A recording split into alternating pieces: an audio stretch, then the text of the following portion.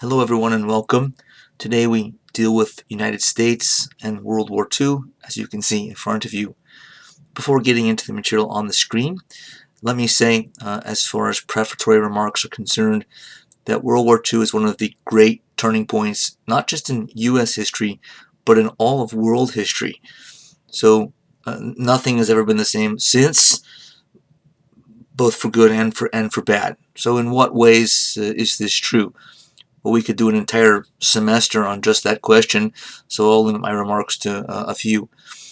First, the threat that Nazi Germany and its allies posed to the United States and all of the free countries, capitalist democracies of the world, was intense and serious.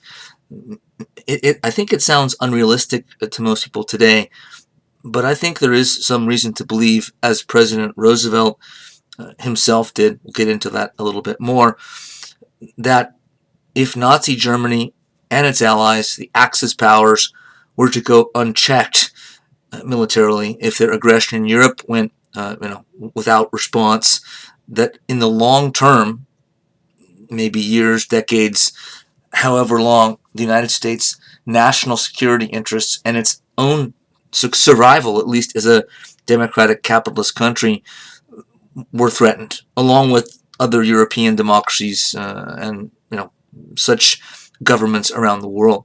Secondly, World War II drastically changed the geopolitical structure of the world. Geopolitical structure meaning the power relations globally. So before the war, as we should know already, going back to World War I, which we've already covered, the world was dominated by several major powers of the world, all of them roughly equal in power.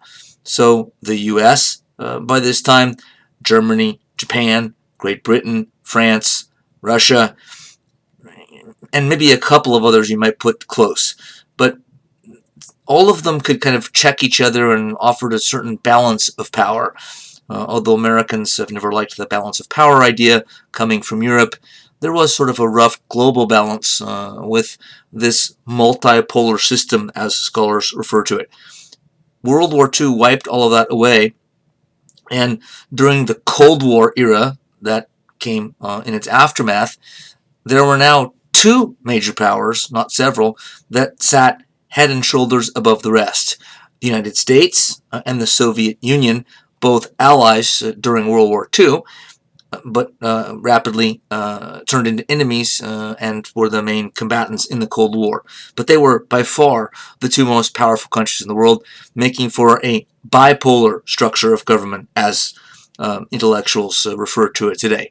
So the move from a multipolar world to a bipolar global system made for major changes, which we don't need to get into. Also, World War II sees the onset of the nuclear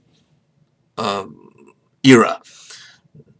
Nuclear weapons are invented by the United States and created and used by the U.S. for the first time in this war, and this is a Pandora's box. We've never been able to go back to a pre-nuclear era as much as many people would like to. We've never been able to accomplish it. Lastly, World War II also set off, not right away in all cases, but it set off a certain chain reaction of revolutions, civil wars and revolutions in various countries. World War II didn't just destroy lives and property and buildings, it also destroyed governments. And at the end of the war, there were gaping holes politically in many parts of the world. And then there were struggles within countries, sometimes also from without, to fill that vacuum of power with whatever contending force succeeds. But there were also anti-colonial, anti-imperialist revolutions around the world. After now a Second World War, countries like Great Britain and France are so depleted of resources. Their empires are hanging by a thread. They can't afford them any longer. I mean, economically can't afford them. So there are a few countries that get their independence simply because the British and other, imperialist countries in Europe just don't want the economic burden any longer, can't sustain it. But the others in Africa, Asia, various parts of the world see they have a real opportunity now after two world wars have broken the bank. And sure enough, between the 40s, 50s, 60s, one country after another eventually obtains its independence from European powers. Sometimes they had to fight bloody and brutal wars in order to do so. Again, as I said before, sometimes it was a little bit easier to do. So this war, the granddaddy of them all, the biggest, largest conflict, military conflict in human history, hopefully it'll remain that way. About, I would say, 70 million people killed worldwide. That figure has kind of gone up over the years. It's always an estimate.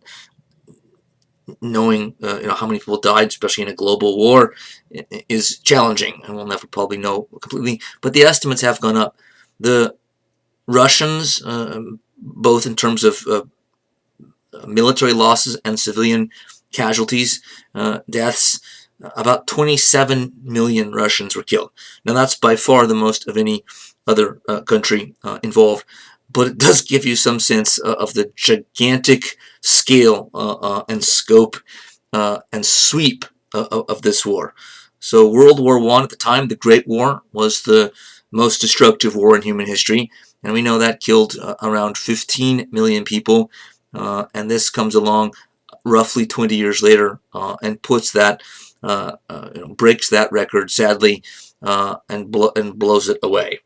So America, once it gets involved in this war, which we'll see it did more quickly this time than it did the First World War, but once the American military gets up to speed, about 16 million servicemen and women served in World War II. Casualties, the little C there doesn't mean casualties, it means around 400,000 killed and missing, about 670,000 wounded, and about 130,000 captured. So this pales in comparison to what some of the other countries lost. Nonetheless, this is a massive loss of life and maiming of lots of young men, primarily who went overseas either to the Pacific or the European theater of wars. Jumping ahead here to the end, quoting a recent book by a gifted historian, an expert on military history, he says, in the end, Americans who could not settle on much else agreed that in World War II, its greatest generation of leaders, Franklin D. Roosevelt, George C. Marshall, Dwight Eisenhower, Henry Stimson, Omar Bradley, George Patton, Chester Nimitz, Douglas MacArthur, and others saved the country and perhaps civilization as well from the Axis, Germany, Japan, Italy, and created democracy in the political systems of Germany, Japan, and Italy. I forgot that was there. The countries that had once set the world on fire. This whole generation of leaders, some of whom are on the screen there, I just read, are often referred to as the greatest generation today. Whether or not that's actually true or not, I don't think really matters, but it is, I think, safe to say that the leadership the United States got during this period was substantial in a positive way. On the right, you see Supreme Allied Commander Europe at the time, General Dwight D. Eisenhower, in one of the two most famous photographs in the American side of the war anyway. The other one we'll actually get to later on in the lecture. Eisenhower was prone to talking to his troops, going out and sort of trying to sort of personalize things with them and for them, which they weren't really used to. He'd ask them questions about their background and where they were from and what they did for a living, and a lot of generals sort of didn't do it that way. But on this occasion, which was the day before D-Day, like June 5th, 1944, one of the reasons Eisenhower went out to talk to the troops, these are airborne troops from the 101st and 82nd Airborne Divisions that he spoke to on this day. They would have gulped. Some of them probably did sense why he was there, but Eisenhower was informed by his own staff that the paratroopers here the airborne divisions who were going to be dropped behind enemy lines in Nazi-occupied France in the middle of the night to try to open up kind of a front behind the Germans in the beaches and to secure certain strategic spots, bridges, etc., was informed that they were going to take heavy casualties, as much as 70% casualties. I don't know how much you know about the history of warfare, but 70% casualties is off the charts. If you have 15, 20% casualties, that's considered high. 25% is considered incredibly high. 70% is almost unheard of. I mean, maybe for a small unit here or there, but these are 3 divisions, one of them British, that are dropping behind enemy lines. And he almost called off the airdrops because the casualty estimates were so high. In the end, those units did not take as heavy casualties as it was predicted, but they were still high. So when the war began, which starts with Nazi forces, Hitler's Wehrmacht or military, invading Poland starting on September 1st, 1939, the United States, as it did in the First World War, stayed out of it. However, in this case, unlike Woodrow Wilson in the Great War, Franklin Roosevelt, the leader now, was basically of the mindset, almost from the beginning, if not the beginning, that the United States, one way or the other, was going to have to get involved in this war, hopefully, in his mind, sooner rather than later. He was a firm believer, and I think he was right, though he had opponents on this as well, that if the United States did not get involved, and as I said at the outset, Nazi aggression went unchecked, unchallenged, that it posed a long-term threat to United States economic interests, national security interests, and the very survival of the country. It was an existential threat down the road in Roosevelt's mind. So, unlike Wilson, he was trying to get the United States involved almost from the beginning. Remember, Woodrow Wilson in the Great War firmly believed for the first 2 years of the war that the United States should stay out of it, and then abruptly changed his mind and went completely the other side in the middle of the war. FDR would have probably taken the country into the war sooner, except that American public opinion was deeply against it. And once again, we can see isolationist sentiments here behind this. The internationalists and isolationists still disagree vehemently. They still kind of go back and forth in American foreign policy circles. And the American public was overwhelmingly, at least it seemed, the polls showed when the war broke out in Europe, in favor of the United States staying out, as they had been in the beginning of World War I. And this time, I think because of World War I, there's sort of more of a loud and active movement to keep Americans at home. The America First movement, as it became known, and the mentality behind it was that this isn't our war. We shouldn't be fighting in it. Although in time, at first, some of the America Firsters, plenty of Americans, that felt that way, joined the movement in one way or another. And its leaders, some of them had, I think, good intentions, and they saw themselves as doing the right thing from a moral perspective and otherwise. But in time, truth be told, the America Firsters started to take on a rather unpatriotic look.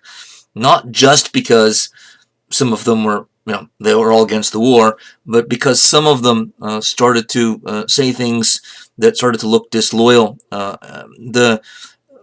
The one that stands out, a famous figure we've already met, famous for an odd reason, Charles Lindbergh, the guy who flew the Spirit of St. Louis all the way across the Atlantic and landed in Paris and caused a sensation, made himself an international celebrity overnight for the rest of his life.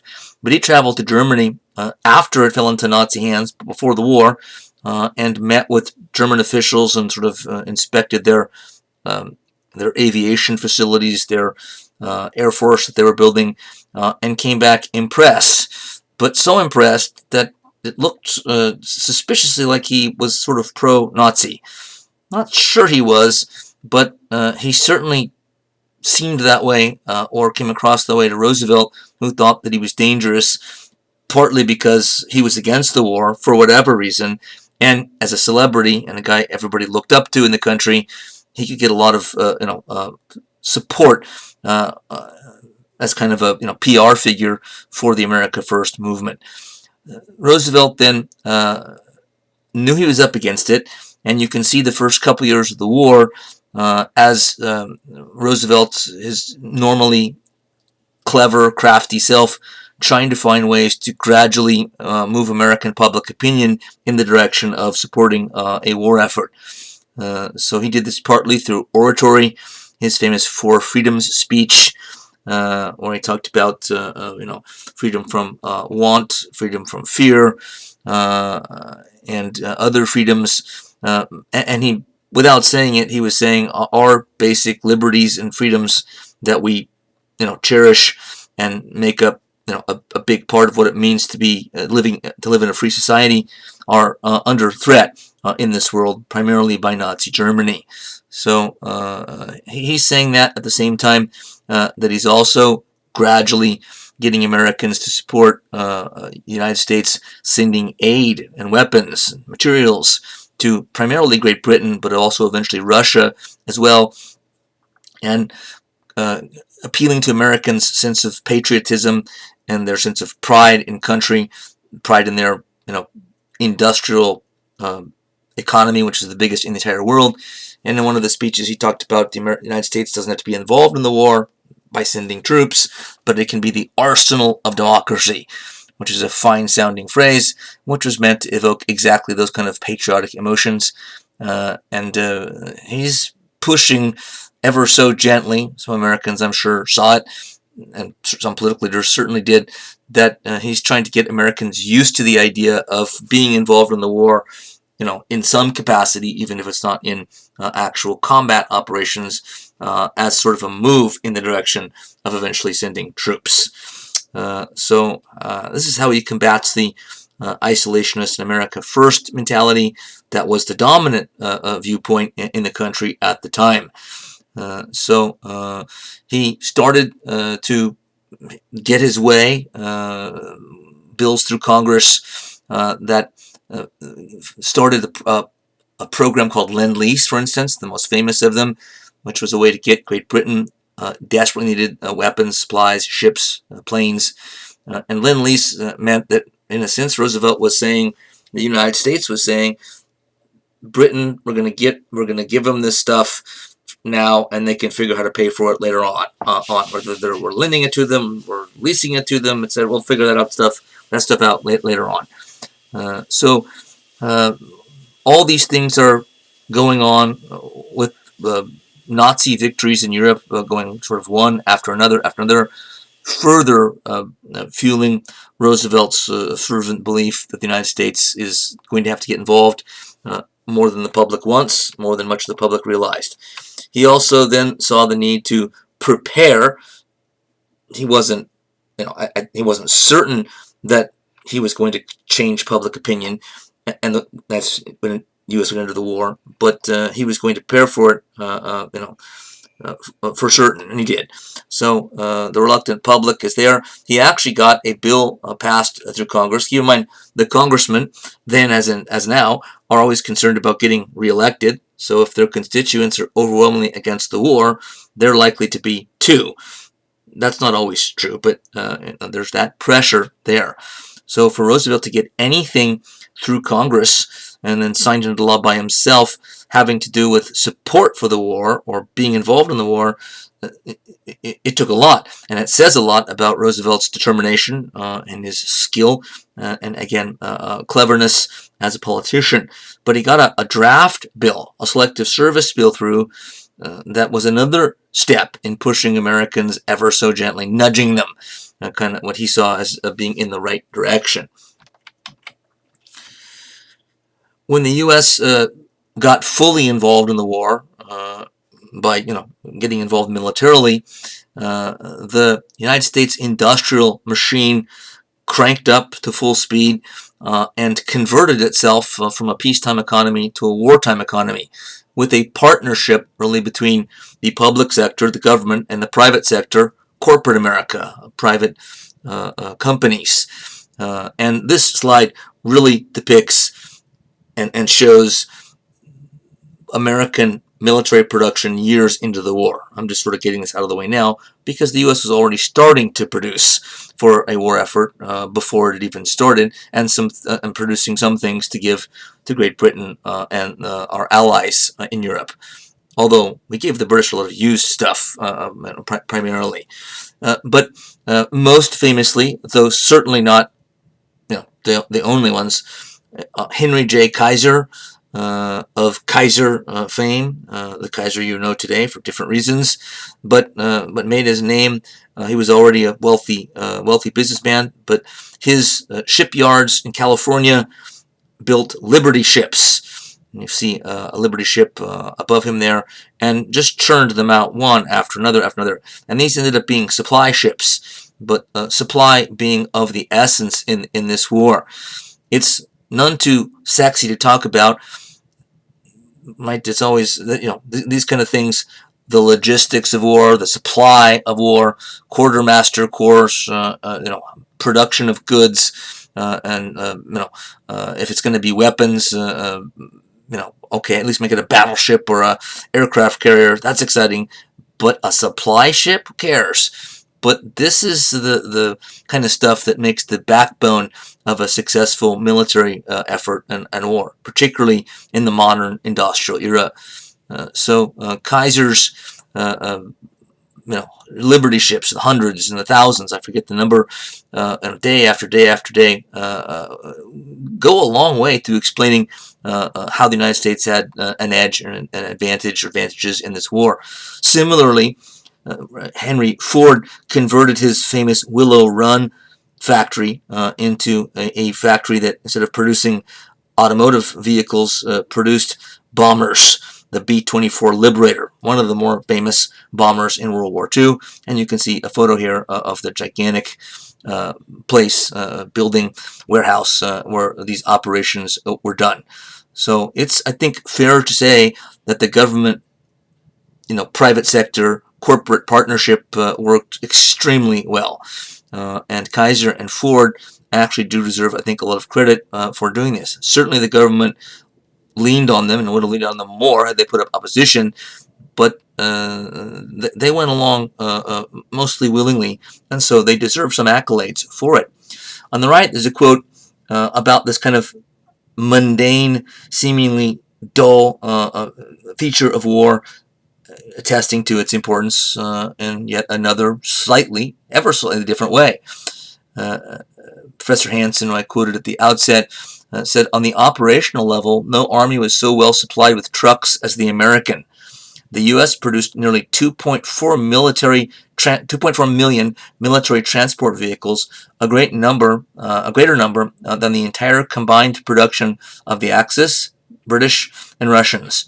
It was not just that American soldiers did not march to battle to the same degree as other armies, but once there, they moved faster and covered more ground than other land forces, meaning because of their vehicles. Trucks, not tanks, in large part explain why the Allies won the ground war, a fact never really appreciated by the Third Reich, Italy, and Japan.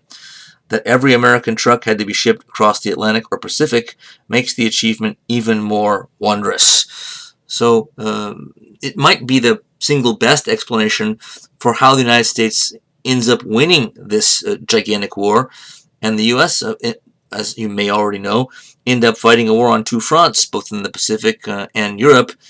And so how do you explain the victory?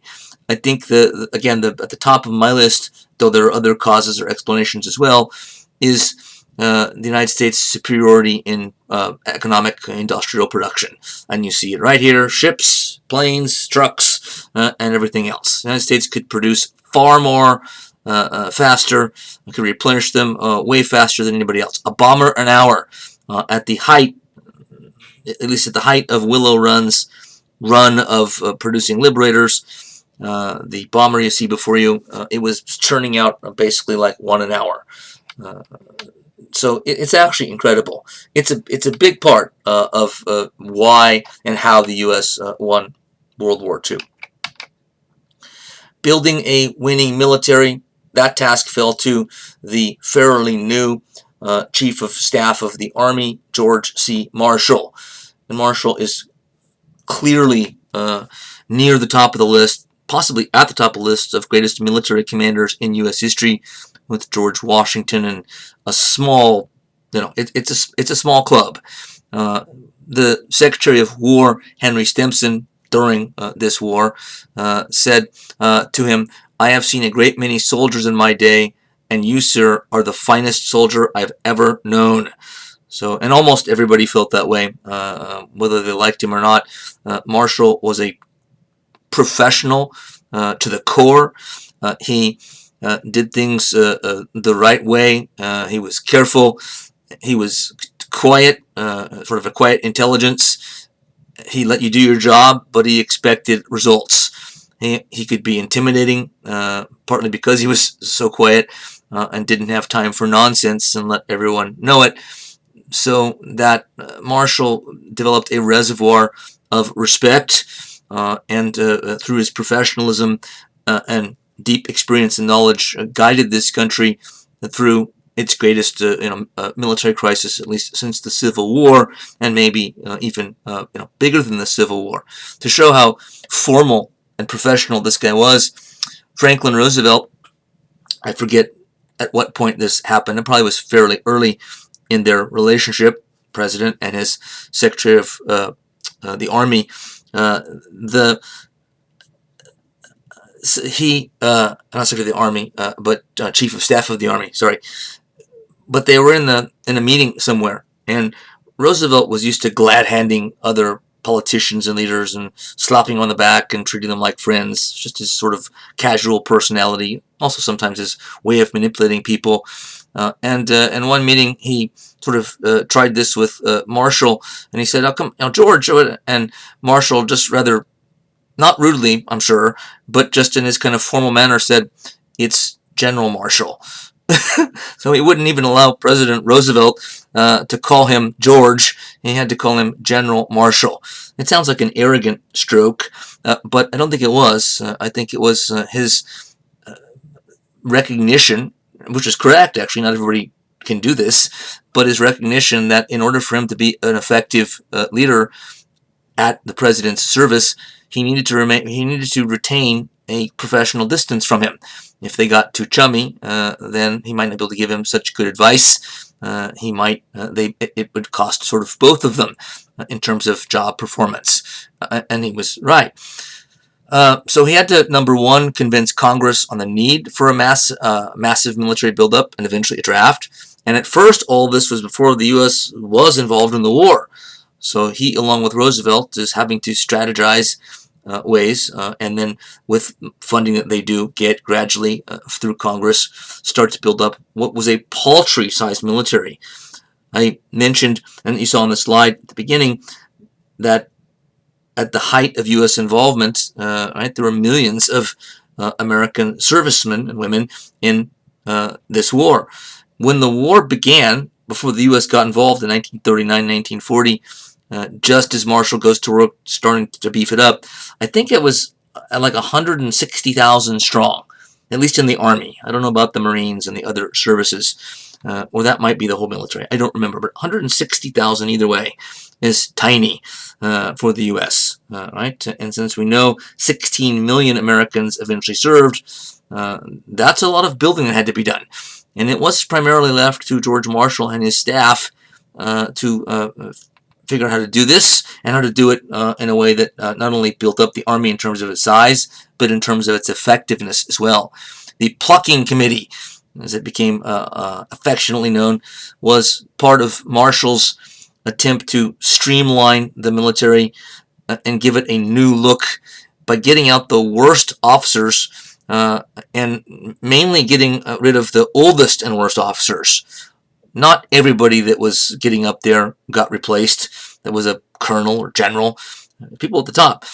But he tended to want guys in their 40s and 50s. at least as generals leading troops, making the decisions. He didn't want guys too young, and he certainly didn't want guys that were aged. Even though he was getting up there himself, he just thought, I need fairly young blood. 40s and 50s is pretty young, for generalship. He believed, and he said, it's morale that wins victories. And he paid great attention himself and made sure that his subordinates did to soldiers' needs, recreational needs, made sure they had good food, an efficient mail system. He helped create a mail system whereby American GIs, like you see on the right, got mail regularly the mail could be sent in mass because they put the whole thing kind of on microfilm and then sort of moved it back around again. So a very effective in the end for the time mail system. Like, who cares? It's what's the big deal about mail?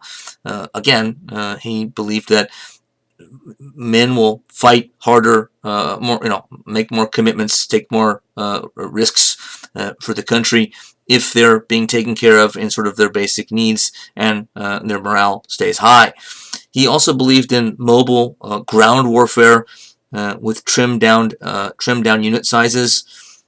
He pushed the army into a 3-regiment division structure, which we don't really need to get into, but it's basically making units sort of more lean and mean. Also, he trained soldiers to take initiative as well as orders. This is something that really the Germans, which surprises people when they hear this, had kind of taken the lead on. And Marshall and we'll see Dwight Eisenhower both had kind of taken a leaf out of the German playbook by starting to look at what Germany had been doing over the years, not the Nazis, but the German military well before Hitler was ever around. And one of the main things that stood out was that they trained their soldiers in all ranks, from private to general and in between, to take initiative, take orders, but not to just take sort of blind orders and not think things through. And also a recognition that there are times when somebody has to take over because there's nobody else, and if that person isn't used to making decisions, taking the initiative, thinking, finding solutions to problems themselves, it's going to likely be a disaster. So if you're the second in charge of a unit, whatever size it is, and your commanding officer gets killed or incapacitated, you're in command. And if you have no training and no experience in making these kind of decisions, you probably won't do them very well. So this sounds like a no-brainer. Today, I guess it is, but it wasn't then. This was something relatively new, and not all militaries were doing it. But the Germans were sort of out in front and sort of doing it more significantly, with making it a greater emphasis than even the Americans at this point. From the beginning of the war, once the U.S. gets involved, meaning it got involved both in the war in Europe and Japan, in the Pacific against Japan at the same time. But President Roosevelt, George Marshall, and eventually his underling, though it's funny to call him an underling, Dwight Eisenhower, all believed and put into place a Europe First policy. So they believed that Hitler and Nazi Germany were the biggest threat. I think they were right. Not that Japan wasn't a serious threat, but so the idea was we have to put most of our resources, or at least more resources, first into Europe and the Pacific theater of war will have to suffer somewhat and get sort of seconds. That doesn't. I'm not saying that they were going to fight Germany completely and then only go back and fight Japan afterwards. What I'm saying is that 60% or 70% of the supplies and the efforts and the time and energy is supposed to go to Europe, and then a lesser percentage for Japan. And that is the way it happened. Dwight Eisenhower eventually became Supreme Allied Commander in Europe and was sent to London, spent the duration of the war there after he was sent. And George C. Marshall, his boss, stayed home, partially because, as you see on the screen, Franklin D. Roosevelt needed Marshall. He wanted him by his side every day and felt like he couldn't do without him. Marshall, among other things, was a master at testifying before Congress and, convincing congressmen that they needed to give more money to the military, etc., etc. But he served many other functions as well, which put President Roosevelt in an awkward situation, and he knew it as the war unfolded, because by around 1943, when it was clear that an invasion of Europe was going to have to take place, an invasion of Nazi-occupied Europe, Germany itself as well, that someone was going to have to become, and it would have to be an American, Supreme Allied Commander in Europe. And though Dwight Eisenhower was a rising star in the military, everybody knew that, Marshall was the older guy, was the boss, and had many gifts, and had served the country incredibly loyally. So Roosevelt knew that Marshall deserved the position as Supreme Allied Commander in Europe, and knew that he would do it well. But he felt that he needed him at home more. So he ends up giving the job to Dwight Eisenhower.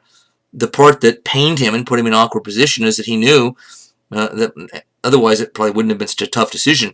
But he knew that what's going to happen is exactly what's happening to you as you're looking at this screen right now. And that is, you've heard of the guy on the left, Dwight D. Eisenhower. However much you know about him, you've at least heard of him. You probably haven't heard of the guy on the right, George C. Marshall. And this is what Roosevelt knew, is that by sending whichever one I send to Europe is going to become world famous and go down in history, and the other one's going to be kind of forgotten, however important he may be. So he hated to do it because he knew that Marshall wouldn't become a household name after this, and he knew Eisenhower would, but he felt that was what was best for the country. And in fact, Marshall was such a stand-up guy, he didn't complain about it at all. In fact, when sounded out by FDR's a number of his subordinates on multiple occasions, and eventually Roosevelt himself, about whether he wanted the job, he wouldn't even say. He'd just say, "I'll do whatever job that you think is fit for him, Mr. President." So Marshall was a professional through and through. So now we get to the war in the Pacific, and we're going to take the following approach, just so everybody's clear. We're going to talk about the war in the Pacific from 1941 to 1945, all the way through the U.S. involvement in that theater of war, and then we're going to go back afterwards and look at the war in Europe from 1941 to 1945. A big graphic on the screen when we get to that part as well. So when we get to Europe, we'll be backtracking back to 1941 and kind of doing it all over again. It's much easier to comprehend the material that way if we take one theater at a time. Otherwise, we'd be jumping back and forth across the globe, and it'd be hard to kind of see any kind of flow or continuity to the events. We also need some context here, and looking at the origins and development of the relationship between Imperial Japan and the United States, and seeing that, at least in retrospect, they appeared to be on a collision course for war going way back, helps us to understand what eventually transpired starting from 1941 on. We can trace it, in fact, as far back as the middle of the 19th century with the famous Commodore Perry's visit to Japan. Commodore Perry, an American naval officer sent with a fleet to Japan in the middle of the century, more or less to tell Japan that it needs to open up its ports and its country to Western European American trade again. Again, because Japan had basically closed itself down and become a truly isolationist country, which is fairly easy to do when you're an island anyway.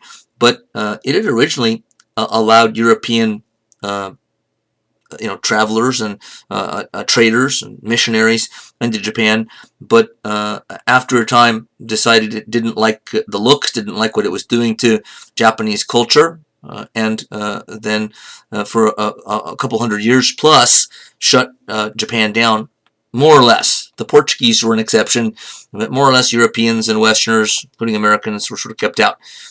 but now that's becoming unacceptable to the world's industrial powers, which didn't include Japan at this point. This is what sort of spurs Japan into action.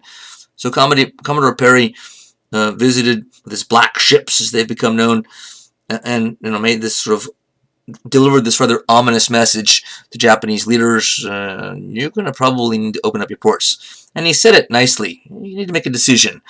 And I'm going to take my ships to Okinawa, which isn't too far away from Japan, for the winter. I'll come back in the spring, give you months to talk it over, and you can make your decision then. And sure enough, that's what he did. And after he left, it set Japan into a frenzy of debate and disagreement, hot disagreement over what to do. And simplifying here, one school of thought said, this is unacceptable. The Americans are, twisting our arms and telling us what to do. Well, we should fight them and fight them to the death if necessary. And the other side saying, that's just silly. We'll lose. The United States is already an industrialized country, or at least on its way to, and we're not. It's a much bigger country, much more populous. They'll beat us in a war easily. So the smart thing to do would be to give in. And it's the latter course that won out, and sure enough, Japan agreed to open itself up to American corporates and Western corporate interests, open more of its ports, and sort of move away from its own isolation. However, Japanese leaders had no intention of maintaining this subservient relationship over the long term. And they could look around Asia and see right across the South China Sea, for instance, the Chinese increasingly going under to European imperialism and colonialism, meaning succumbing to the will of the more powerful European powers. And Japan said we do not want to end up in that situation. We can see that when it comes to European involvement around the world, you either become one of the conquerors, like them, or one of the conquered, and we don't intend to be the latter. So about 15 years later, in 1868, with some, of course, preparation in between, the Meiji Restoration happened, which brought a bunch of liberalizing reformers, middle class, bureaucrats and lawyers and engineers to power. Sort of a wealthy capitalist class, in a sense, a wealthy business class that more or less stages a coup. It ended up being non-bloody. The Japanese system of government sort of fell over rather easily, partially because they were wise enough to know that they needed, if they're going to take power via coup, they need to legitimize themselves, or at least it'll be much easier to do if they legitimize. So they the pretext was we're putting the emperor back in his rightful place as leader of the country. Meiji was the emperor, and so it's called the Meiji Restoration. But the Japanese emperor, as almost always was true in the past anyway, was a figurehead in this whole deal. But they propped him up there and made it look like, hey, we deserve to have power because we're just following our emperor who's with us on all of this. And the emperor did, in fact, go along. And so the public came along, at least public opinion, majority came along with it. And so they were able to carry out the massive changes that were in store that they'd been planning for a long time. A crash course in industrialization, modernization, militarization, urbanization, westernization, and a whole lot of the other izations. So Japan is trying to rapidly become really a Western type power, militarily, economically, politically, diplomatically, strategically, etc. And it did so with remarkable success and remarkable speed. By 1894, look at our dates here on the screen, and the first few dates are within the Gilded Age. So that Japan is industrializing and becoming powerful in the world at about the same time that the U.S. is. The U.S. is a little bit ahead, but not by that much. So by 1894, Gilded Age in American terms, the Sino-Japanese War sees Japan defeat China, a much bigger country and neighbor, and that kind of puts them, it's gives other countries some pause. Wait a minute, how did Japan do that? And then 8 years later, the Japanese signed an alliance treaty with Great Britain, which also caused people, to raise eyebrows around the world. Great Britain is one of the major powers of the world at the time. Wouldn't bother to sign an alliance with Japan if it didn't think Japan was a worthy ally, and so this, brought Japan to kind of the attention of the major powers. And what I think finally did it, if people weren't paying attention, but in the first two points I just mentioned, they were certainly paying attention after the Russo-Japanese War of 1904 and 5. And again, taking on a much bigger country and winning every battle, both on land and at sea, in blowout fashion. The Russians were routed in every military engagement in this rather short war. Now, Japan didn't have a military large enough, who does, to occupy and conquer and occupy Russia. So it didn't, Russia went on being a powerful country, but it did lose the war decisively. It was Theodore Roosevelt, as president, 1904-1905, was in the middle of his presidency, that brokered the treaty of peace between the two in New Hampshire in the U.S. Japanese and Russian leaders came, and Roosevelt mediated. He was good at that kind of thing. So good, at least apparently, that he won a Nobel Peace Prize for doing it. But Japan got a lot of territory out of the war. When you win a war, you get a lot of stuff. But Japan had definitely arrived after the Russo-Japanese War of 1904-1905. All the other major powers of the world recognized, okay, there's a new member of our club, whether we like it or not. Japan is here to stay. And at that point, Japan was a major industrial power, and it had copied a lot of things from the West. That's true.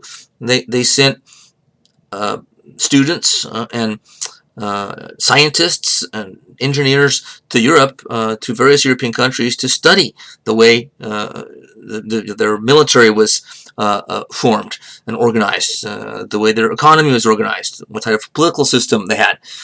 And they sent students, and they brought in Europeans sort of in their direction to help them in those regards. So they did westernize, which means Europeanize, and created a modern, high-tech economy and military. So by 1905, the only thing that they were lacking was the one thing that the U.S. felt that was lacking at around that same time, after it had made its first bid for a more aggressive foreign policy, and that is colonies. So Roosevelt and other American leaders of the pro-imperialist type, like his friend Henry Cabot Lodge, were of the belief that the United States needs to act more aggressively on the world stage, and that's exactly what Japanese leaders believed here in the early 20th century. They weren't able to actually start carrying this out, at least in aggressive fashion, until 1931 with the invasion of Manchuria. And this was an empire done in an incredibly violent fashion, with immense brutality and huge loss of life. So Japan isn't just sort of asking people, it's not just sort of sending over settlers to establish an empire in Asia. It's doing so with bloody warfare. So Manchuria was got overtaken. The Japanese set up a puppet government there, so it appeared that the Chinese leaders were still in power, but it wasn't so. And they started to attack, bringing in more and more military units. Had kind of a semi-independent army in Manchuria, but it still answered to the Japanese government back home. But they started to then attack other areas in eastern China as the 1930s progressed. By 1937, getting to the gigantic city of Nanjing, and what ensued there is one of the great horrors of World War II, though there were, of course, many of those. The Nanjing Massacre, whereby Japanese military units, took the city by force. They won the military engagement, occupied the city, and ensued cutting men's heads off and raping as many women as possible. What appears to have been an actual policy. It wasn't just that the rapes happened, which tragically it always seems to happen in war, but I mean this was a deliberate policy. The soldiers were told to do these kind of crimes. The apparent reason, it's not the only time this has ever happened, as hard as it is to talk about, listen to, I'm sure, but the idea is to completely humiliate the other side, the women and the men. To show complete dominance over them, and get them to kind of give up the will to resist entirely. But there are photographs with stacks of men's heads in kind of a pyramid because of the deliberate policy of decapitation and the deliberate policy of rape. Saw thousands of women in the city raped. So Japan's military empire it's carving out is successful, increasingly so, taking more and more territory, but done with incredible inhumanity. One of the reasons that this isn't very well known, it really isn't, is because Hitler and Nazi crimes were such larger scale that they tend to get the attention. It's too the Japanese cruelty, inhumanity, massacres, we call crimes against humanity today, were much smaller in number, but they were every bit as vicious, every bit as barbaric as what you see in Nazi Germany, and it just doesn't get as much attention. It actually should get more attention. So from there, Japanese aggressive foreign policy, territorial aggrandizement continued into Southeast Asia, and eventually to Vietnam and the whole of Southeast Asia. And as Japan's holdings in Asia grew, and especially as it got into Southeast Asia, it made the U.S. government increasingly nervous and increasingly opposed to Japanese foreign policy. Keep in mind that by this time, the United States already had an official colony in the Philippines, which is kind of right across the ocean from Vietnam and Southeast Asia. So it appeared to American leaders, that Japan, whether it was intending to or not, was challenging American interests. I mean, it was challenging them, whether it intended to or not. So there started to be bigger and bigger pushback on the part of the U.S. government as time went on. And I'm skipping some steps here, but the United States had tried various means to get Japan to back off, to not occupy this territory that it's already taken and more. And when everything else failed, the sort of last step before war was the United States instituting an oil and steel embargo in 1941, and an embargo on other products as well. But oil and steel embargo meant the United States is trying to cut off the flow of those materials to Japan. Not just seeing fit to stop itself, the U.S., from trading in those materials, those commodities with Japan, but leaning on other countries of the world, American allies, to stop doing so as well. So they're trying to completely stop the flow of oil and steel going into Japan from anywhere. And they're largely successful at doing so. You don't have to be 100% successful for it to cause immense economic pain. Any country in the world at any time that faces an embargo is under stress. And this is a great deal of pressure at any time. But Japan having to face an embargo is in a different category. And you've probably already seen or guessed the reason. That is that Japan's an island. And it's a series of islands. And it's not blessed with lots of natural resources. There's a lot of mountainous territory, a lot of uninhabitable territory in those small islands anyway. So in order to fuel, pardon the pun, that gigantic industrial economy that they had already then and still have today, they have to bring in massive amounts of natural resources and supplies from outside.